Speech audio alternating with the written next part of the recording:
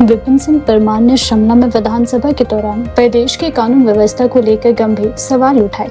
Police एवं संबंधित संगठनों की मांग संख्या 7 पर चर्चा करते हुए उन्होंने सरकार के कई बड़े मामलों में तत्काल कार्यवाही की मांग की है। परमार ने कहा कि सदन में अक्सर हत्या, लूट और नशे जैसे अपराधों पर चर्चा होती है, लेकिन कई संगठित अपराध ऐसे हैं जो कुछ समय तक मीडिया में रहने के बाद ठंडे बस्ते में डाल दिए जाते हैं। उन्होंने पालमपुर के बनूरी क्षेत्र में करोड़ों रुपए के कथित भूमि घोटाले का मुद्दा उठाते हुए आरोप लगाया कि लगभग 80 साल पुरानी पुश्तैनी जमीन को फर्जी दस्तावेजों और बनावटी वारिसों के जरिए ट्रांसफर कर दिया गया है। उनके अनुसार इस पूरे मामले में राजस्व खाता के अधिकारियों और प्रॉपर्टी डीलरों की मिली भगत रही है। उन्होंने यह भी कहा कि जिस महिला के नाम पर जमीन दर्ज की गई वह कभी उस क्षेत्र की निवासी ही नहीं थी, फिर भी फर्जी दस्तावेजों के आधार पर मृत्यु प्रमाण पत्र जारी कर दिया गया। परमार ने इस मामले में अब तक एफआईआर दर्ज न होने पर भी सवाल उठाते हुए इसे प्रशासनिक विफलता बताया। उन्होंने हिमाचल ऑन सेल का जिक्र करते हुए चेंज ऑफ लैंड यूज मामलों में बड़े स्तर पर अनियमितताओं का आरोप लगाया। खासकर बद्दी बरोटी वाला नालागढ़ क्षेत्र में बिना उचित सरकारी मंजूरी के भूमि उपयोग परिवर्तन की अनुमति देने के नियमों का खुला उल्लंघन बताया। विपिन परमार ने कहा कि प्रदेश में खनन माफिया, शराब माफिया और अब जंगल माफिया सक्रिय हो चुके हैं, जिससे प्राकृतिक संसाधनों का दोहन हो रहा है और समाज पर नकारात्मक प्रभाव पड़ रहा है। उन्होंने आरोप लगाया कि अवैध शराब का कारोबार खुलेआम चल रहा है और कुछ मामलों में पुलिस की भूमिका भी संदिग्ध है। सुलह विधानसभा क्षेत्र का उल्लेख करते हुए उन्होंने अवैध खनन और जल स्रोतों को हो रहे नुकसान पर भी चिंता जताई और प्रशासन से सख्त कार्यवाही की मांग की है। पुलिस विभाग की कार्यप्रणाली पर सवाल उठाते हुए परमार ने कहा कि पुलिस को वीआईपी ड्यूटी और राजनीतिक दबाव से मुक्त कर अपने मूल दायित्व कानून व्यवस्था बनाए रखने पर ध्यान देना चाहिए। प्रस्ताव मांग संख्या 7 पुलिस और संबंध संगठन के विषय में यहाँ बोलने के लिए खड़ा हूँ। इसकी शुरुआत माननीय नेता प्रतिपक्ष जी ने यहाँ पर रखी और मैं ये कहना चाहता हूँ कि जहाँ बहुत विस्तार से कानून से संबंधित अलग अलग मुद्दों के ऊपर, चाहे वो एनडीपीएस एक्ट की बात हो, और यहाँ पर जब चर्चा होती है तो हत्या के बारे में, मर्डर के बारे में, अटेम्प्ट टू मर्डर के बारे में, एक्सटॉर्शन के बारे में और नशे के बारे में बहुत विस्तार से बात की जाती है और एनडीपीएस के बारे में भी बात की जाती है। मैं एक बात कहना चाहता हूँ, इस माननीय सदन में मैं कुछ उन विषयों को रखना चाहता हूँ जो हत्या, डकैती, अटेम्प्ट टू मर्डर, लूटपाट। अध्यक्ष महोदय, ऐसे मामले बहुत से नज़रअंदाज हो जाते हैं।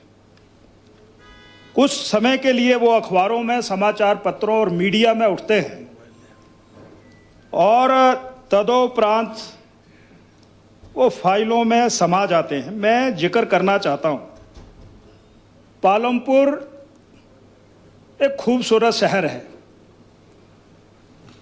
और मैं तो ये भी देखता हूँ कि जिस तरीके से वहाँ पर ज़मीनों का खरीद हो रही है, बहुत से लोग वहाँ पर आकर के अपना घर बना रहे हैं। एक बहुत ही सनसनीखेज मामला यहाँ मैं रिकॉर्ड में लाना चाहता हूँ। पालमपुर तहसील एक करोड़ों रुपए की भूमि का घोटाला बनूरी महल में होता है। 1965 में एक व्यक्ति शहीद हुए और लगभग उन्हीं परिवारों में 80 सालों में ऐसे लगभग 20-22 परिवार बन जाते हैं। और एक मामला रेवेन्यू या राजस्व विभाग के अधिकारी कर्मचारियों के माध्यम से वहां पर इस तरीके से ताना बाना बुना जाता है कि राजस्व विभाग के अधिकारियों का ही कारनामा वहां पर इस प्रकार से होता है कि 80 साल पुराने पुश्तैनी जमीन के ऊपर जो मकान था और जमीन थी, वो किसी और के नाम कर दी जाती है। कौन है वो? पालमपुर तहसील के राजस्व के अधिकारी। और तो और ये कारनामा बिल्कुल वैसे नहीं हो सकता। वहां पर एक रोजाना शराब करके लेडीज होती थी, आज से 100 साल पहले। वो उसकी जमीन की मालिक थी।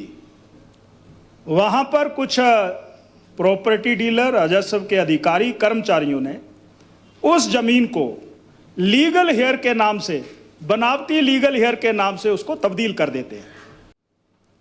और वहां के उस मोहाल के जो लंबरदार थे, उन्होंने कहा कि आप शिनाख्त करिए। उन्होंने कहा मैं नहीं जानता ये रोजना शराब कौन है। तो दूसरे महाल के लंबरदार से गवाही डुलवाई जाती है। तो ये काम राजस्व के अधिकारियों के बिना नहीं हो सकता। अखबारों में खूब छपा, सोशल मीडिया में चलता रहा।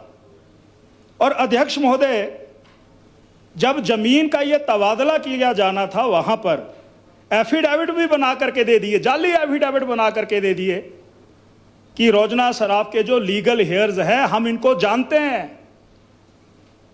यह मामला बहुत उठा और इतना ज़्यादा उठा कि आज की तारीख में मैं ये कह सकता हूं कि ये ठंडे बस्ते में डाल दिया है। भूमि के अभिलेखों को 4 दिन में ही बदल दिया गया। भूमाफिया ने फर्जी कागजात तैयार किए, पालमपुर की बात कर रहा हूं। और आखिरकार अंदर खाते मामला जब उठा तो इसको बंद कर दिया गया। तो मैं ये कहना चाहता हूं कि इस पर आज तक एफआईआर पुलिस डिपार्टमेंट ने क्यों नहीं की?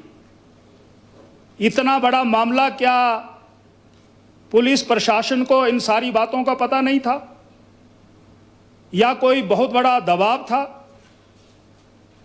तो राजस्व अधिकारी है या वहां पर अन्य जो दलाल है। मैं एक आरोप और लगाना चाहता हूं। पालमपुर के नजदीक, पालमपुर से के नजदीक धर्मशाला से लेकर के राजस्व विभाग के कुछ कर्मचारी जो हैं, वो वहां पर ही पोस्टिंग चाहते हैं, क्योंकि वहां पर खूब माल आता है।